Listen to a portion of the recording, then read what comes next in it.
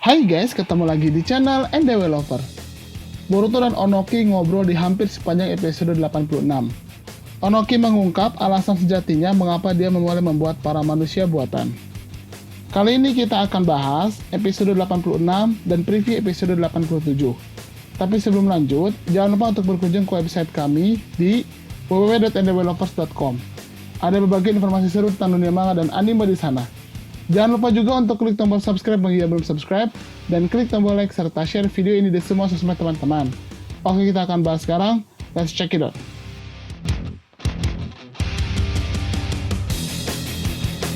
Tujuan dari dibuatnya Akuta, kemudian Lordku, dan lain sebagainya adalah karena Onoki sangat yakin kalau shinobi generasi muda terlalu lemah. Para manusia buatan membuktikan itu di Boruto episode 86. Mereka dapat dengan mudah memimpin para Akuta untuk mengkudeta pemerintah Shah Iwagakure dalam sekejap. Bahkan tidak ada tanda-tanda perlawanan berarti dari shinobi Iwagakure. Kalau begini ya ujung-ujungnya beneran shinobi Konoha yang akan membantu menyelesaikan perkara ini. Di episode ini juga akhirnya terungkap kematian Kozushi. Ternyata dia mati setelah terjadinya perang dunia shinobi keempat. Boruto episode 86 memberikan jawaban. Onoki sempat memberi wejangan ke Kozushi kalau shinobi Iwagakure tidak pernah lari dari masalah. Saat Kozushi lalu menyadari ada perampok yang ingin mencuri rahasia Iwagakure, bocah ini mencoba menghadapi mereka sendirian. Onoki pun jelas saja merasa kematian Kozushi adalah salahnya.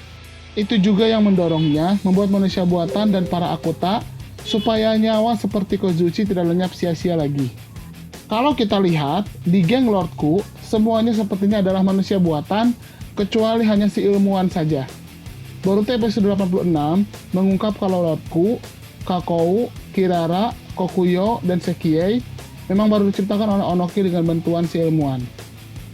Ini berarti kalau memang ada dalang tersembunyi di balik masalah Iwagakure, si ilmuwan ini mungkin memiliki agenda tersembunyi. Lordku dan yang lainnya hanya mencoba menjalankan visi Onoki, meski visi ini tampaknya mulai jadi terlalu liar di benak Lordku. Ternyata, ilmuwan ini pernah mendatangi Onoki, lalu dia menawarkan suatu sampel yang akan menjadi dasar pembuatan Akuta, Lordku, dan yang lainnya. Sampel yang kemudian dikembangkan menjadi manusia buatan itu adalah Zetsu putih. Mungkin ini penyebab para manusia buatan menjadi berkembang kepribadiannya. Mungkin ini juga menjadi penyebab kenapa para Akuta bisa begitu kuat. Hanya saja, tidak semua orang bisa mendapatkan Zetsu putih. Pastinya ada satu cara unik yang dilakukan oleh si ilmuwan untuk dapat mengamankan sampel itu. Episode ini juga membuat kami menyadari kalau Boruto Uzumaki itu ternyata payah dalam khotbah no jutsu. Ini sudah terlihat lama sekali. Sementara ayahnya bisa menyampaikan kata-kata yang mengena ke musuhnya, Boruto biasanya tidak mampu menyelesaikan konflik dengan kata-kata, kecuali dirinya dibantu. Kali ini pun begitu.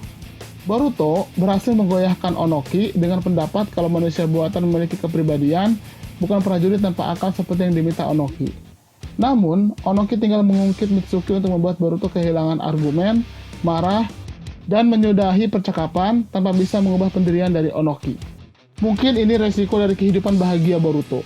Sekali lagi, karena kehidupannya yang begitu sulit, Naruto sudah merasakan cukup asam garam untuk memahami penderitaan seperti Gaara kecil.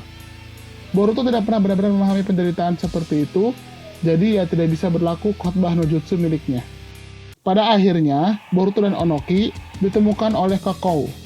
Ini bahaya sekali, tentu saja karena Kakou tampaknya termasuk manusia buatan yang paling ahli dalam bertarung. Sementara itu, Boruto sekarang belum menguasai Jogan maupun segel karma. Kalau sudah begini, Boruto pasti akan kewalahan melawan Kakou, walaupun akhirnya kemungkinan dia tidak akan mati karena Onoki tidak ingin Boruto dibunuh. Namun apakah Boruto bisa lolos atau minimal memberikan perlawanan balik? Kita akan lihat nanti. Dan juga kita melihat bagaimana Shikadai berhasil menyelamatkan diri, dan dia berencana menghubungi ayahnya di Konoha. Kalau benar Shikadai bisa mengontak ayahnya, mungkin kita bisa melihat para shinobi jago Konoha terlibat.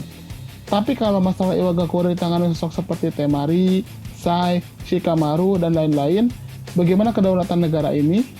Ninja mereka saja gagal melindungi diri mereka sendiri, lalu mereka justru harus dibantu oleh negara tetangga. Sekarang kita akan bahas preview episode 87. Di sini diperlihatkan bagaimana Boruto akan bertarung melawan Kakou. Apakah Boruto bisa menang? Jadi, di akhir episode 86, Boruto gagal menggunakan jurus Hotbah no Jutsu untuk mengubah pikiran Onoki. Lalu muncul Kakao, salah satu petarung tangguh dari Lordku, yang siap melawan Boruto. Sekarang kita lihat sinopsis dari episode 87. Kakao, manusia sintetis, rekan Kokuyo dan Sekiei, muncul di depan Boruto dan Onoki untuk menangkap Onoki. Boruto dan Kakao bertarung, walau Boruto kewalahan, karena Kakao sudah dirancang untuk bertarung, Kakao bahkan bisa menggunakan ninjutsu Jinton. Di saat yang sama, Shikade berhasil lolos dari Akuta yang menjaga Iwagakure untuk mengantarkan kabar soal situasi Iwagakure ke Konoha.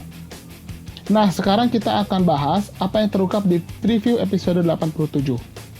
Di episode 86, Onoki ngotot kalau para manusia buatan benar-benar hanya petarung tanpa akal yang bisa digerakkan untuk menggantikan para shinobi.